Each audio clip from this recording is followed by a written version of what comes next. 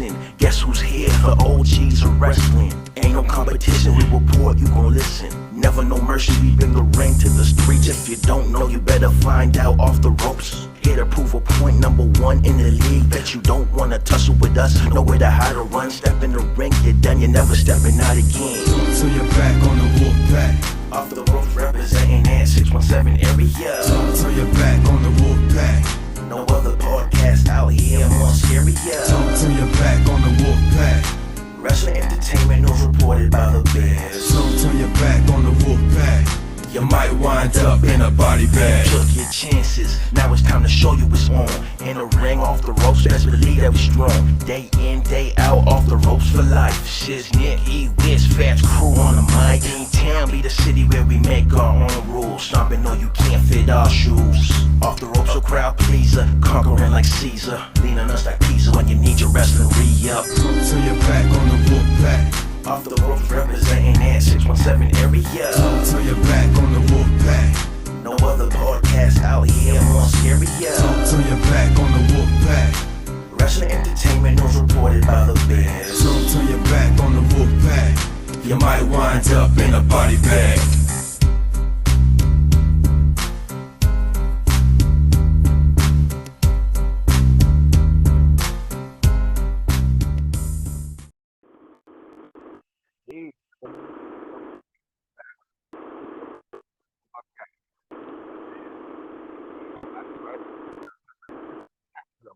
Outside of Hey, can you hear me? yeah, I mean, All right, awesome.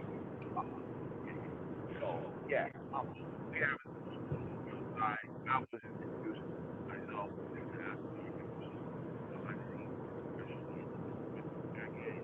you know, so now shout out to Anchor for giving the podcast platform that here happens live. You get right into it like yesterday week.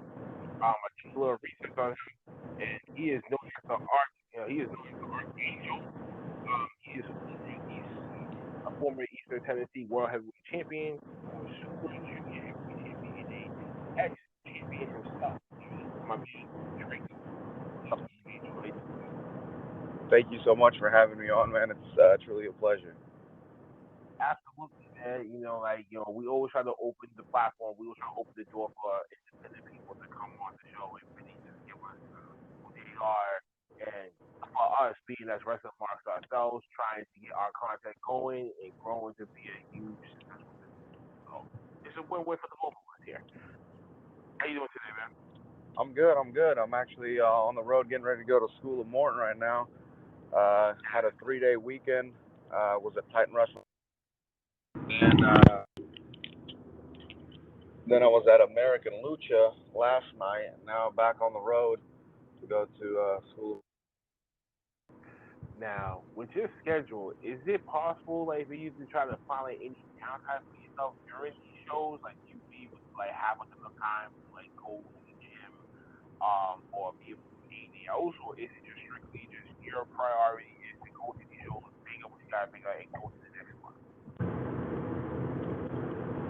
Oh, I'm sorry, man. You're gonna have to say that one more time. I didn't quite get that. No, I was saying from what you're doing right now, do you find any downtime in your current work right now, or is it just going from one show to the next show to the next? It really just depends. Normally my downtime is in my car whenever I have a 3-day weekend. But if it's just like a Saturday and Sunday show, then normally downtime would be on a Friday night or something like that. But normally it's every other week that I'm on the road, Friday, Saturday, Sunday. And so you're pretty much having on the road every weekend, every pandemic, or how's that playing out? Like, how's the booking situation for independent guys like yourself right now? Yeah, well, the bookings are definitely a little tough right now. On the tougher side, with COVID still being on the rise, I guess you could say. A few places have started opening back up. Definitely having better luck now than I was whenever COVID first hit. Um, so the school runs every Sunday. So that's where I'm at normally every Sunday, is at Ricky's school. And then every other weekend I'm at Titan Wrestling and American Lucha, and then just any other bookings that I get in between. Sometimes I'll have to get them out of state, go down to Georgia or Alabama, or even maybe make a trip down to Florida. It just depends on, where's opening up and where they're able to run shows. Okay. And how many promotions have you worked for ever since your origin or your arrival into the on the wrestling? How many promotions have you worked for? Oh man, there's been quite a few that I've worked for. So I've worked for Titan. I've worked for American Lucha, Ricky's School. I've worked for what used to be known as NWA Smoky Mountain, now known as Innovate Wrestling. I've worked for C3W Wrestling in Maryland. I've worked for Urban Combat Wrestling in Asheville, North Carolina. I've also done a show in Virginia called Rated R Wrestling. Um, there's another promotion that I've done in Rockwood, Tennessee, MSWA. I've done Kapow in Knoxville. I've done KFW in Sevierville. Those are just like a few of them off the top of my head that I could think of right now. Wow. So on top of that, had I kind of about maybe looking good 7 to 8 right now, and then that can keep growing and continuing. The more that you work, the more exposure that you get, right? Right, right. Like it just really depends. Every locker room is different. There's always some backstage drama going on, no matter where you go. Um, but I mean, it's easy to get away from as long as you try not to. You just keep to yourself. Focus on what you're doing there, what you're there to do, and you kind of just fade yourself out of the drama. Now, given from your persona, you're the type that try to stay away from that. Just know the lane, come in, do his job right, and get over with the locker room on his own instead of trying to be the political type. Right. Yeah. I see. I don't like to get involved in all the backstage politics or any of that. I try to stay away from that as much as I can. If it's something where like I am absolutely like it involves me, then I'll try to come to a resolve without it having to turn into just more backstage drama. But half the time it doesn't involve me, um, and I just stay out of it. And people just leave me alone. They don't, they're like, okay, this guy doesn't, he doesn't care about this stuff, so whatever. We'll just go over here and deal with this over here. And the old classic phrase coming to mind: "My name is Bennett, and I'm not in it." Yeah, exactly. Move right, move on from there. Let's go back to the time capsule, man. Let's start from the origin. Let's start with the little kid who had to be sitting there watching wrestling, the same thing like a lot of us had when we were kids. Who was your guys when you was growing up? Oh man, from what I can remember, I have a terrible memory, but from what I can remember, I grew up watching a lot of Guerrero and Benoit, um, even back in the WCW days. Um, so those were my main guys that I would watch, even up to Jeff Hardy. So those were my top three. That's pretty consistent choices for myself. I guess it have to be the Undertaker. Um, yeah, Undertaker will have to be my number one. He's always been my number one, of course. Austin will have to be my rough number two. And number three, to believe it or not, I gotta give it to The Rock. I don't know for what reason. I think it's more of his mic working out. He can just bring you in with just such a powerful promo Right, to the point where you have to, even though that you may hate him, but you have to love him. right, So right. And I mean, those are definitely, three people that I, still watched. That those would fall more into the category of like top 10. right, we're not gonna get too deep into that though. Right. So as you're growing up, you're getting older. Now you're reaching the teenage years. Now is where we kind of figure out what we're good at, kind of figure out what we want to do with our lives later on as a career. How did professional wrestling come into your life, and what was the choice that you made for yourself to say, all right, this is what I want to do? All right. So basically, I grew up watching wrestling. My uncle used to be a big fanatic. of wrestling. He used to take us to the live events whenever they came because I'm originally from Chicago, so whenever they come in, he'd always take us. And like I'd always get the like the slam buddies. He got me a Taker one, a Stone Cold one. So I've always been intrigued by wrestling. I've always grown up watching it. I've always thought it was awesome, and I always wanted to do it. And then we moved to Tennessee, and it wasn't until Impact had a show in Johnson City at Freedom Hall, where I actually got to meet Jeff Hardy, got to take a picture with him in the ring. I was about maybe 14 or 15 years old, and I knew I wanted to wrestle. I always just thought it was, too impossible for me to actually be able to do it. And Jeff actually took the time to ask me. He's like, hey, what do you want to do when you grow up? And I was like, I actually want to, was thinking about doing what you do, being a wrestler. And I just remember he told me, he's like, well, I hope to see you in the ring one day. And that just kind of gave me the iggy, to actually chase it more than ever. I'm like, okay, Jeff Hardy's telling me he wants to see me in the ring. Now I got to do it. Yeah, definitely. That's a huge dream match. If I was in your shoes, I would double like this is a dream match right here. If I can go against Hardy and go to some crazy ass big spots to try to get me and himself over, I think that would say probably a mission accomplished. Yeah. Now, going into the training in the rest of the schools, how did that come about? Like, how did you find the right school that was right for you, and how was that process? So I was actually after that meeting with Jeff Hardy, I started digging in a little more.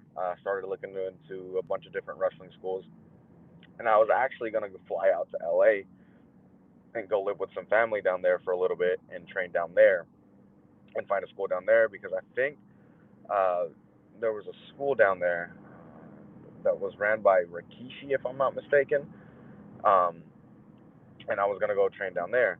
Uh, but there was one of my buddies that I went to school with in Tennessee that was actually like, hey man, there's actually a school that's closer, that's here. You don't have to move away. It's close to Greenville. It's in Chuckey, Tennessee.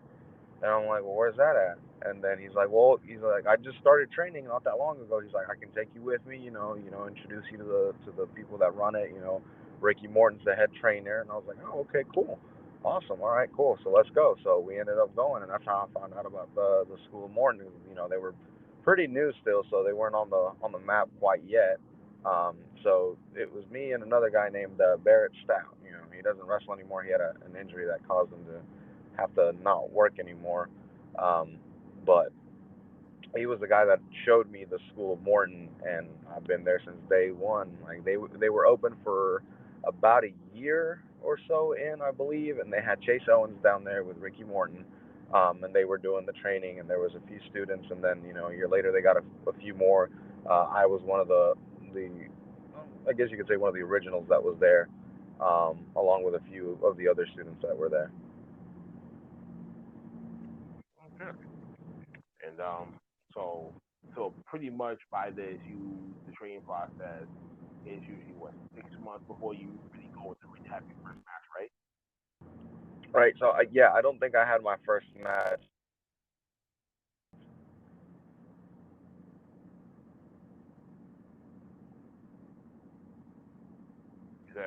You said for how long? He said 6 months or less. No, it's probably about a little bit more than 6 months. I might have maybe 7 months in is when I had my first actual match. Aside from the training matches. Of course. Okay. So let's go to the character. Let's go to your character of the Archangel Draco. How did this gimmick of yours come into fruition? Like how did like what's the creative process of you creating your own character? So with that, it's actually kind of funny. Everybody always thinks that I get the name Draco from Harry Potter, which is funny because I've never actually seen Harry Potter. So like I was never a Harry Potter fan, so I never actually watched it. So when they say that, I'm like, I don't know what you're talking about. Yeah. Me neither. You ain't the So one. yeah, okay, yeah. So I'm glad I'm not the only one. But I always I always thought the name Drake was cool, and so I was like, okay, so what is something that I can do to make Drake sound more Latino, more Hispanic, and I was like, oh, I know, I'll just do what whenever people want to make fun of Hispanics when they talk Spanish, they just add an O to the end of something. I'll just say Draco, and that'll work. It stuck. Now Draco is that term Draco is used in so many things now in 2021, especially when it comes to Lil Durk, guns and affiliations and all this other type of stuff. Do you get that? Do you get that kind of stigma because of the name, or is that like people just be like, nah, like we know how to define it too? So, with the name, like I've had a lot of people come up to me. They're like, "Yo, did you get your name from Harry Potter? Or did you get it from the gun?" And when I first started, it was just straight Harry Potter. Now, it's more of a thing where like, oh, well, he started using the name before it got all these affiliations. So, people will come up to me like, hey, when you gonna bust out that AK? And I'm like, nah, we ain't about that now. It's just a name. Calm down. Now you could name your finisher the AK-47. I could, but I I have mean, it just have because it like named as okay, the well Year people want to use Zero. it, like okay, I'm gonna use it to my event. Instead of using just this regular name as my finish, just rename it under that. Boom, and that goes directly with your character. Right. Now there's a guy that I worked not that long ago, and his name is AK, the God of War. Okay. So I can't. Yeah, yeah. So he's got that already intact with him. And you don't want to be doing that. Um, Yeah. let's go to the accolades. So, you as a former Eastern Tennessee World Heavyweight Champion, how did that journey to go into a promotion, work your way up that ladder, to have to have the big guy come to the back and say to you, "Okay, we're gonna put the belt on." How did that come into fruition for you? What was the journey like? So for me, the belts, uh, no matter which belt it is, it's always just been a gimmick to me. Like I've never had a belt and let it go to my head and thought I was a big shot, and none of that. I always understood the purpose of a belt. I always understood what they were used for. I do also understand that sometimes they are earned. Not anybody can just get it, even though it is just a gimmick. Not everybody can just get a belt. Like, you can't just put it on some random person and be like, okay, yeah, here, it's just a gimmick, so we're gonna give it to you. No, it also has to follow along with everything that you're doing. So for me, it was like the journey was like I've been X Division champion. I think it was 4 times when I won I was a 4-time X Division champion whenever I won the East Tennessee Heavyweight Championship. Um, so for me, it was more like, okay, he's reached this milestone. He's built his way up the journey. He's won this one belt 4 times. Let's put him in a different title picture and see how he does.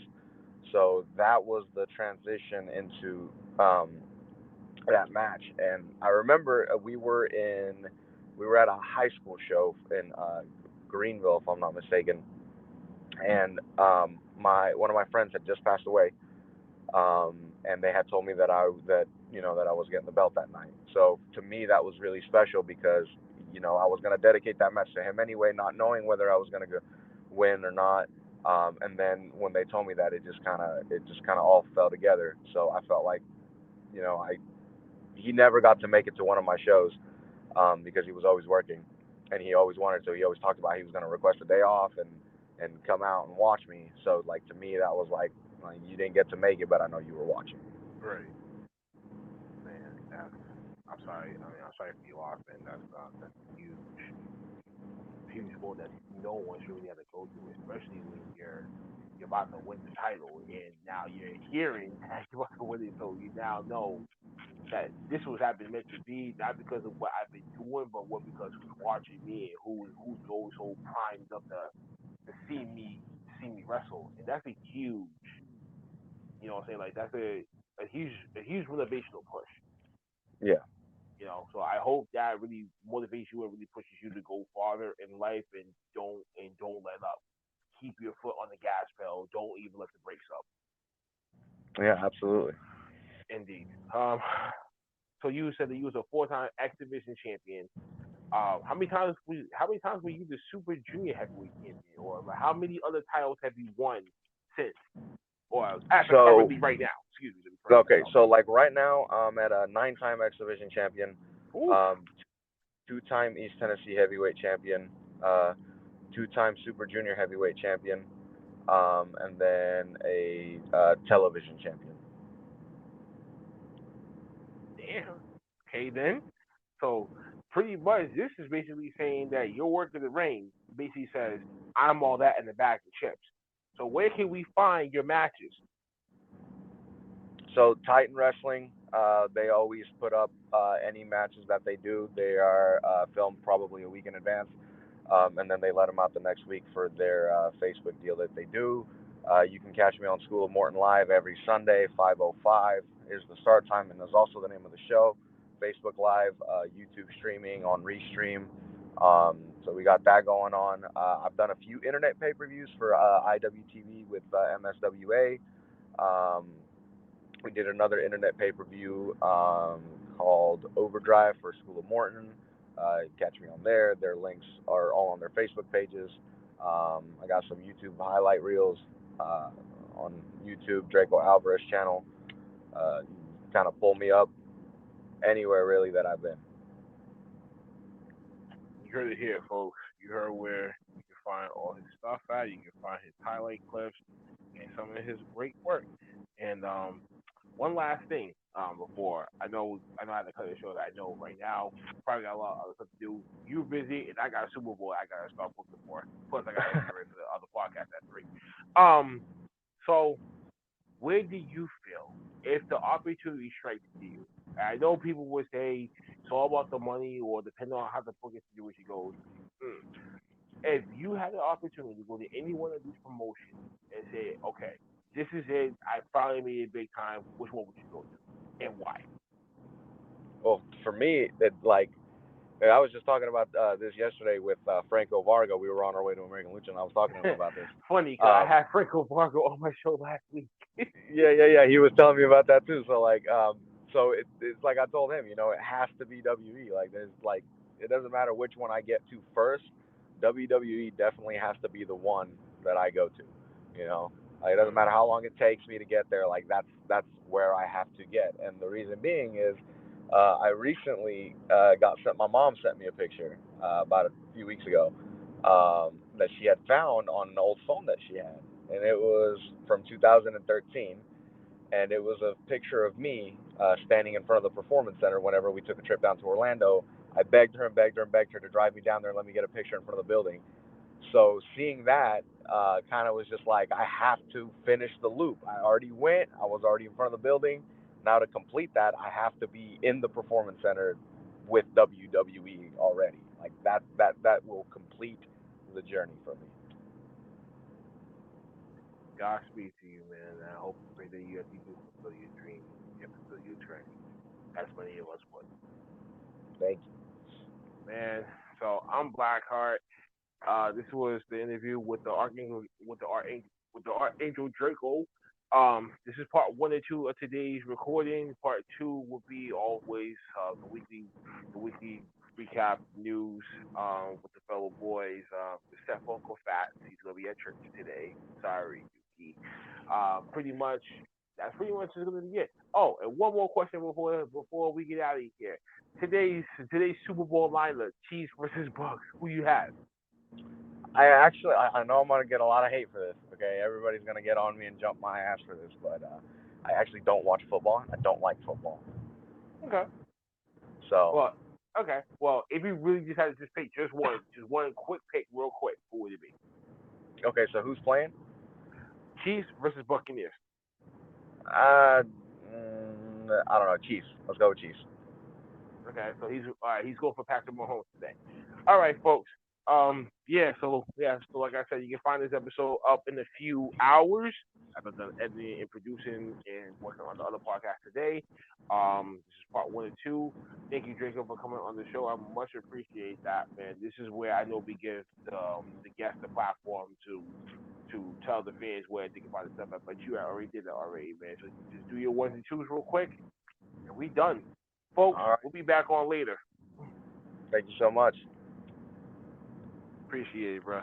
Appreciate Absolutely, it, man. Thank you so much for having me. No doubt. And until then, I bid you adieu. All right, man.